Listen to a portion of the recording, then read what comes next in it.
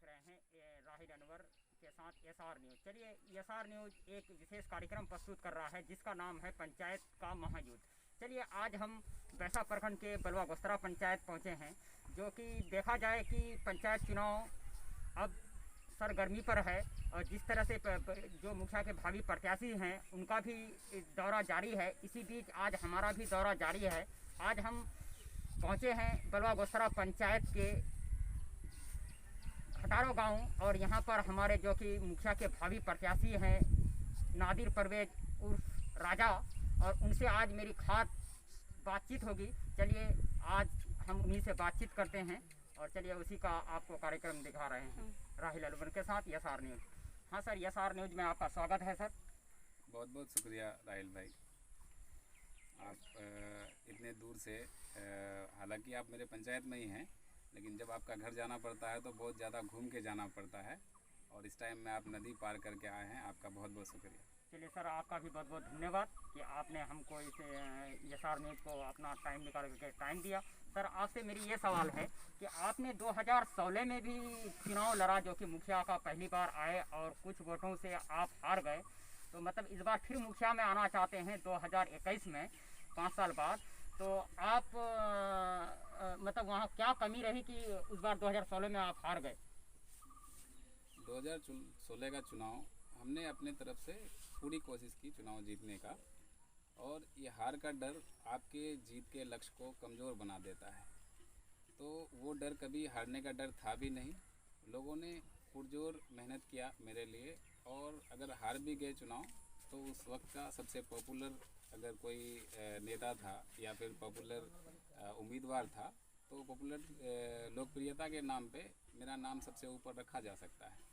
तो उस टाइम में लोगों का, जिन लोगों ने वोट दिया, जिन लोगों ने सपोर्ट किया, तो उनका मैं तहे दिल से शुक्रगुजार हूँ। और जिन लोगों ने नहीं किया, तो उसमें क्या दिक्कत हुआ कि मेरा पिछले बार का भी चुनाव मुद्दा यही था और इस बार भी यही है कि सेवा, समानता और सम्मान के साथ में होना चाहिए, कि सबको बराबरी की नज़र से देखा जाए और सबको सम्मान मिले। सिर्फ हमसे ही नहीं, जो हमारे पंचायत के लोग हैं, ब्लॉक जाते हैं, तो सरकारी जो एम्प्लॉय हैं, जो सरकारी पदाधिकारी हैं, वो उनके साथ में ऐसे बिहेव करते हैं जैसे कि वो राजा हो और हम लोग उसके गुलाम हैं। तो हम ये चीज़ को दूर करना चाहते थे। तो अपनी बात हम ढंग से, हो सकता है कि लोगों तक पहुंचा नहीं पाए, लोग समझ नहीं पाए, तो उस बार उतना ज़्यादा जनमत का सहमति नहीं मिला। तो अब ये जो बीच का 5 साल मिला, तो लोगों से मिलना जुलना रहा, लोगों को हम अपनी बात समझाए हैं और लोगों के सुख दुख में हमेशा खड़े रहे हैं। तो इस बार निश्चित तौर पर फिर से वही है, मतलब हार का डर नहीं है, उससे जीत का हौसला बना रहेगा और इंशाल्लाह जीत इस बार होगी। और पिछले बार एक ही गांव में 2 कैंडिडेट थे, मेरे चचा हैं, तो वो भी चुनाव लड़े थे। इस बार वो चुनाव मैदान में नहीं हैं, वो कुछ अलग ही चुनाव लड़ रहे हैं। तो फिर एक तरह से वोट बैंक भी इधर का अच्छा खासा रहेगा और ओवरऑल भी वोट मिलना चाहिए। अच्छा सर, ये देखा जाए कि अभी जो 2021 में पंचायत चुनाव होने वाला है, जो कि गांव की सरकार बनने वाली है, तो यहाँ पर देखा जाए कि ये 5 साल जो गांव में काम हुआ, बहुत सारी योजनाएं आई। आपने 5 साल ये भ्रमण किया, तो जैसे 7 नीचे योजना आया, नल जल योजना आया, मनरेगा योजना आया, तो ये सब काम कहाँ तक पंचायत में आपका सक्सेस हुआ? आप कुछ बता पाएंगे? देखिए, मनरेगा में काम हुआ है जहाँ पे लोग जागरूकता से काम किए हैं। जैसे कि मेरे ही वार्ड में अगर लेते हैं आप, तो यहाँ पे पशु शेड का काम यहाँ से ज़्यादा कहीं और नहीं हुआ है, क्योंकि हम लोगों ने उसको अपने जानकारी के आधार पे ऑफिसर्स पे दबाव बनाया, मुखिया पे दबाव बनाया और कैसे भी काम वहाँ से लेकर आए और लोगों को लगभग 34-35 लोगों को इसका लाभ मिला है। पशु शेड यहाँ पे बन पाया है। और उसके अलावा मनरेगा का भी काम हुआ है यहाँ पे, लेकिन उस स्तर पर नहीं हुआ है जिस स्तर पे होना चाहिए था काम। स्ट्रीट लाइट हर जगह लगा है, हर पंचायत में, हमारे यहाँ नहीं लगा है। डस्टबिन का योजना क्या हुआ उसका कुछ अता पता नहीं है, जबकि ऊपर से सरकार चाहती है कि गांव जगमगाता रहे। जब रात के अंधेरे में लोग निकलते हैं तो स्ट्रीट लाइट का होना ज़रूरी होता है। पुराने ज़माने में आपको याद होगा, जब लालटेन का युग था, जब लोग वो लम होता है ना, लम जो जलाते थे, तो लोगों का ये रहता था कि अपने दरवाजे पे जिधर से रास्ता गुजरना होता था ना, तो वहाँ पे लोग लाइट टांग देते थे, लालटेन टांग देते थे। याद है आपको? जी जी जी जी। तो ये एक तो सवाब का भी काम है। तो हर हाल में सड़क पे रोशनी होनी चाहिए। तो इस टाइम में बिजली का ज़माना आ गया है, तो कुछ लोग लगाते हैं, कुछ लोग नहीं लगाते हैं। तो जब सरकार का ये प्रावधान है कि कोई अंधेरे में नहीं रहे, रात भर जगमगाता रहे ताकि चोरी चकारी ये सब नहीं हो, तो स्ट्रीट लाइट का योजना आया था जिसको पूर्ण होना चाहिए था। जो अच्छा सर, आप ये आना चाहते हैं कि ये आपका पंचायत पूरा जगमगाता रहा है, इसलिए आना चाहते हैं? बिल्कुल बिल्कुल। तो सर आप अपना नाम बताइए, मतलब क्या नाम हुआ आपका? मेरा नाम नादिर परवेज है। नादिर परवेज है। तो आपने मुखिया का ही पद क्यों चुना, और भी पद था? अभी मुखिया जो पद है ग्राम पंचायत पंचायती राज में सबसे जो लोगों को बेनिफिट पहुंचा सकता है ना, तो सबसे महत्वपूर्ण यही है जिसमें आप लोगों का सेवा कर सकते हैं।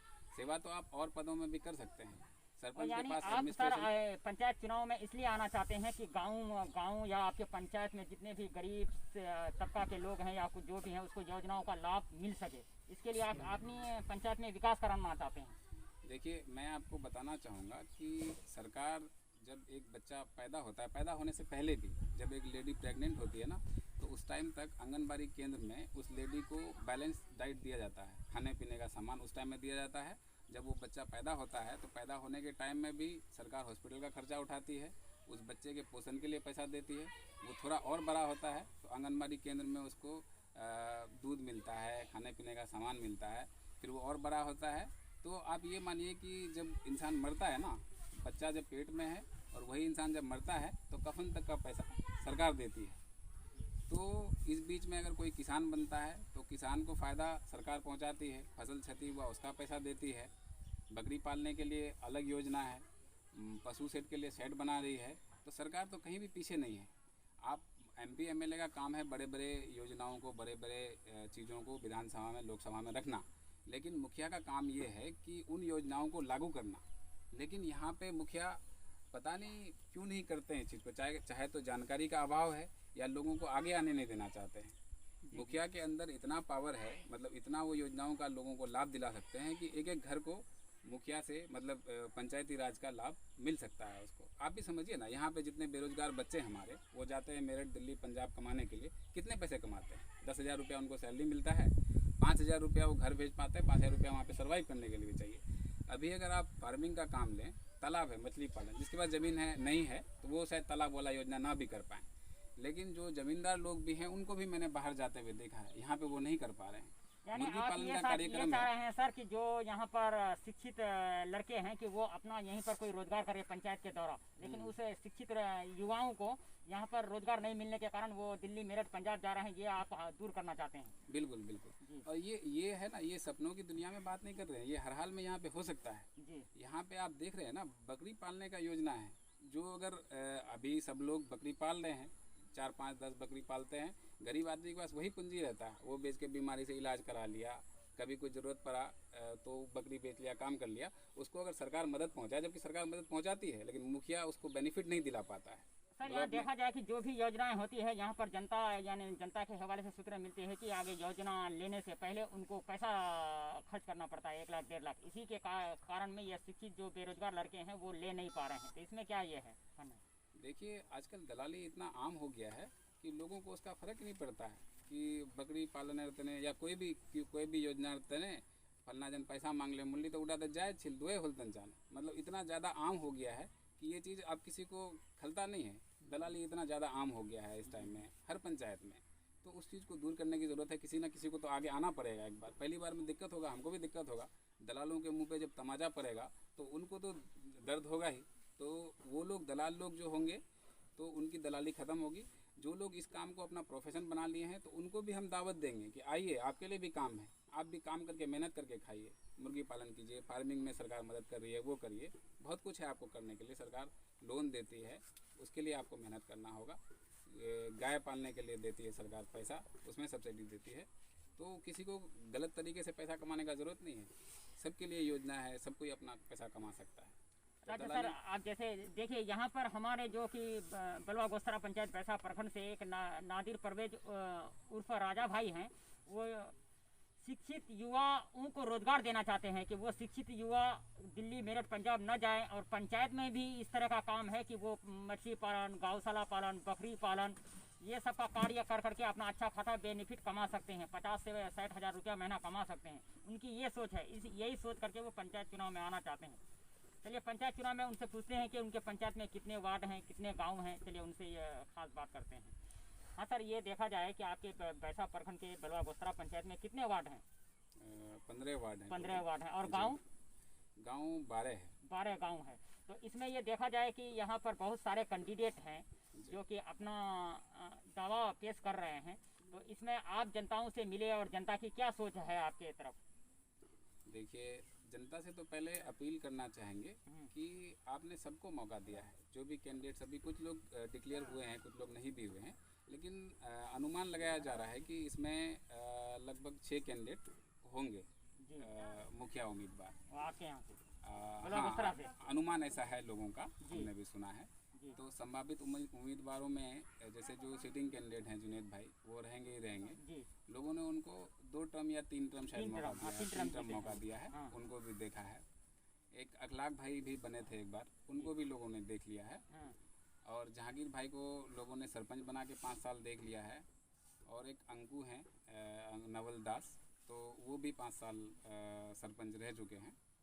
तो लगभग सबको मौका मिला है। तो पंचायत के लोगों से मेरी यही अपील है कि हम भी तो समाज का बेटा है। मेरा भी तो सपना है पंचायत को लेके। मेरा सपना है पंचायत को आदर्श पंचायत बनाने का, कि बलवा गोस्त्रा का नाम हो, लोगों को ये अमोर बैसा के पंचायतों में एक नक्शे में आ जाए कि बलवा गोस्त्रा भी कोई पंचायत है जहाँ पे इतने बेहतरीन तरीके से काम होता है।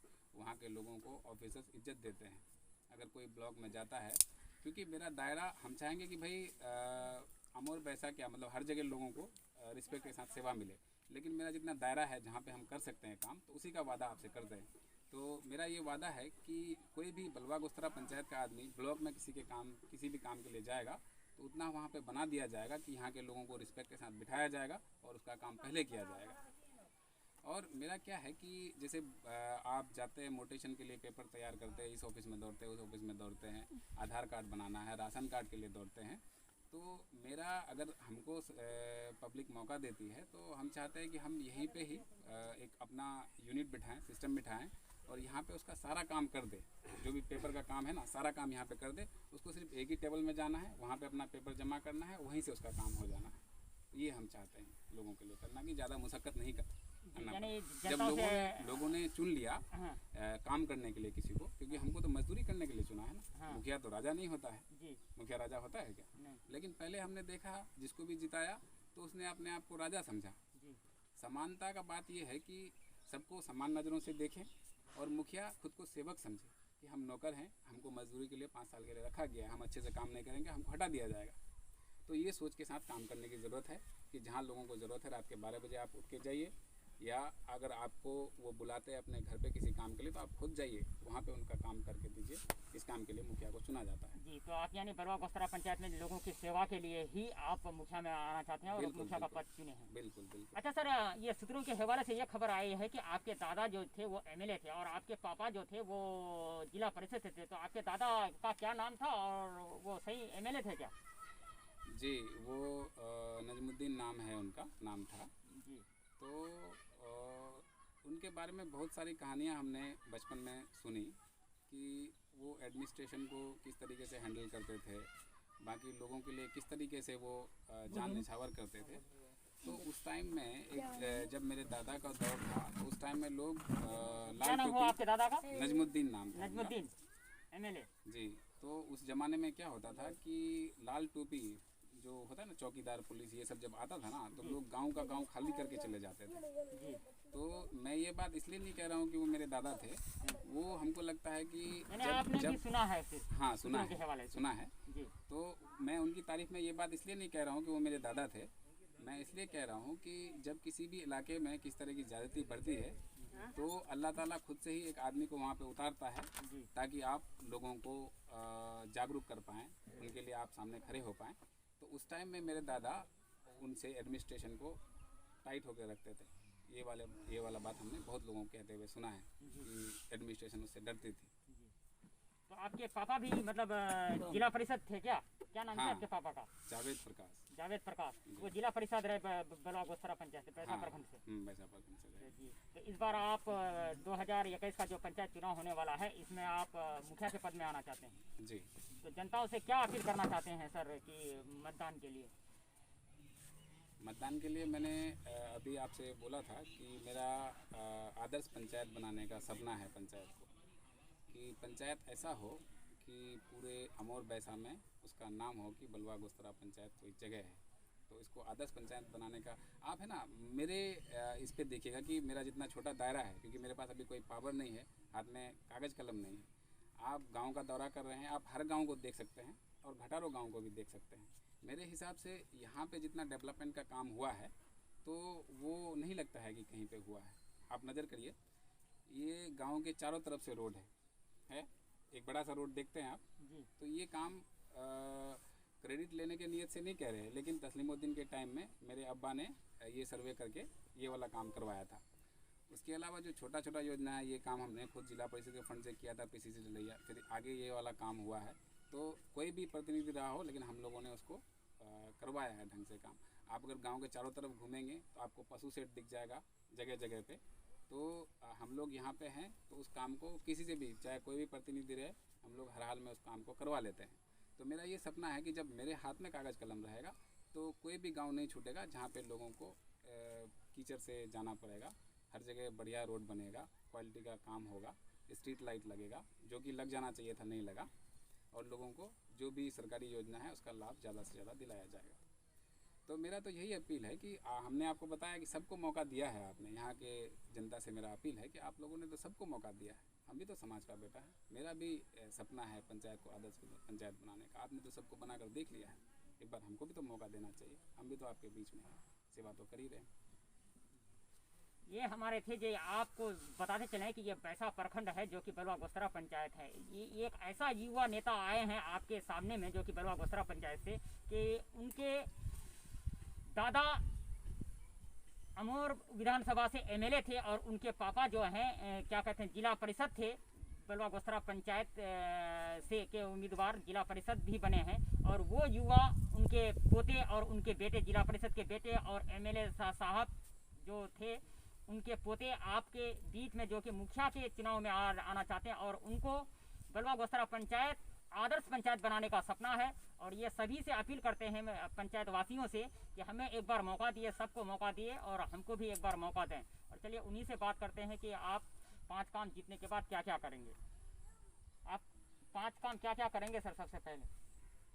सबसे पहले तो एक मुखिया अगर रोज़गार की बात करे तो लोगों को हो सकता है कि अटपटा लगे। सबसे पहला काम है कि जो नौजवान बच्चे हमारे बाहर जा रहे हैं, चाहे वो पढ़े लिखे हैं या बदकिस्मती से नहीं भी पढ़ पा रहे हैं, तो उनके लिए रोज़गार का इंतज़ाम करना। तो आपको मैंने बता दिया कि सरकारी योजनाओं से रोज़गार का इंतज़ाम किया जा सकता है। बकरी पालन से, मुर्गी पालन से, गव विकास का जो है डेयरी फार्मिंग से, तालाब से, इन सब चीज़ों से वो लोग कर सकते हैं अपना रोजी रोज़गार का इंतज़ाम। यहाँ पे सबसे पहला काम तो ये। और जो लोग उम्र दराज हो गए हैं तो किसी को वृद्धा पेंशन के लिए बहुत ज़्यादा दौरा दौरी करना पड़ता है, इस ऑफिस में उस ऑफिस में, तो वो लोग को वृद्धा पेंशन दिलाने का है। बाकी करप्शन को जड़ से ख़त्म करने का है। जो लोग पंचायत में दलाली कर रहे हैं उन दलालों का भी रोज़गार का इंतज़ाम किया जाएगा कि भाई आप ये गलत काम मत करिए, आपके लिए रोज़गार का इंतज़ाम कर दिया जाएगा। तो वो भी तो हमारे समाज का ही आदमी है जो ये काम करता है। उसको अगर रोज़ी का इंतज़ाम कर दिया जाएगा तो उसको भी दलाली की ज़रूरत नहीं पड़ेगी। और एजुकेशन पे जैसे स्कूल में है तो वो हालांकि कितना हद तक मुखिया के अंडर रहता है, तो अगर मुखिया चाहे तो उसको भी टाइट कर सकता है कि भाई आप बच्चों को, हमारे समाज के ही टीचर्स हैं ज़्यादातर और हमारे ही बच्चे हैं, तो उनको आप सही से एजुकेशन दें ताकि अगली पीढ़ी हमारी पढ़ लिख के कुछ एजुकेशन ले सके और कुछ कर भी सके फ्यूचर। यानी आप शिक्षा, स्वास्थ्य और विकास के तरफ आपका ज़्यादा रुझान रहेगा। और हर जनताओं को आप पंचायत में विकास करवाने का काम करेंगे। ये थे हमारे, आपको खासी बातचीत करा रहे थे, ये थे हमारे नादिर परवेज जो कि उर्फ राजा, जो कि बलवा गोस्त्रा पंचायत से मुखिया के भावी प्रत्याशी हैं। और आपको बताते चलें इनके दादा एमएलए थे और उनके पापा जो हैं वो जिला परिषद रह चुके हैं और वो उनका पोता और उनके बेटे बलुआ गोस्त्रा पंचायत से मुखिया के प्रत्याशी हैं। और देखा जाए कि इतने महान लोग पंचायत का सेवा करने के लिए वो पंचायत का मुखिया बन करके पूरे पंचायत का विकास कराना चाहते हैं और जनताओं से ये अपील कर रहे हैं कि एक बार हमको भी मौका दें और 5 साल हमको भी काम करने का मौका दें, सेवा करने का मौका दें। और ये जनताओं से यही मतदान देने की अपील करते हैं। और इसी के साथ मैं आपको बलुआ गोस्त्रा से ये कर रहा हूँ, फिर अगले कड़ी मिलेंगे आपसे।